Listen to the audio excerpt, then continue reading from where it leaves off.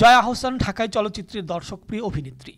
অভিনয়ের জাদুতে দেশের গণ্ডি ছাড়িয়ে ওপার বাংলাতেও নিজের অবস্থান পোক্ত করে নিয়েছেন। সেখানে সেরা অভিনেত্রীর পুরস্কারও জিতেছেন তিনি। এসবই পুরনো কথা। নতুন খবর হলো এবার এই অভিনেত্রী নাম লিখিয়েছেন বলিউডে। অভিনয় করেছেন ক্যারিয়ারের প্রথম হিন্দি সিনেমায়। অনিরুদ্ধ রায় পরিচালিত করক সিং নামের সিনেমাটি ৮ ডিসেম্বর শুক্রবার মুক্তি পেয়েছে ওটিটি প্ল্যাটফর্ম জি5-এ।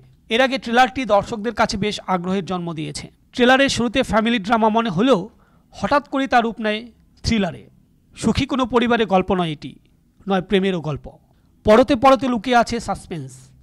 অ্যামনেশিয়ায় আক্রান্ত একে শ্রীবাস্তব জানে না তিনি কে, কোথা থেকে কিভাবে হাসপাতালে এসেছেন। পরিচয় সংকটে ভোগা এই ব্যক্তি মেয়ের পরিচয় আসেন সানজানা সাঙ্গী ও প্রেমিকার পরিচয় নিয়ে আসেন জয়া আহসান। আসেন অফিসের বসও। তারা তাকে অতীত নিয়ে প্রশ্ন করতে থাকেন, কিন্তু কাউকেই চিনতে পারেন না তিনি। নাকি নাচেন আর ফান করেন, তা নিয়ে এগিয়েছে সিনেমাটির কাহিনী।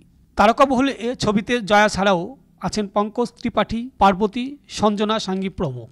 নভেম্বরে গোয়ায় ভারতের আন্তর্জাতিক চলচ্চিত্র উৎসবে প্রিমিয়ার হয় সিনেমাটির। সেই প্রিমিয়ারে হাজির ছিলেন বাংলাদেশি অভিনেত্রী ফরিদুল ইসলাম অপু। আনন্দ টিভি।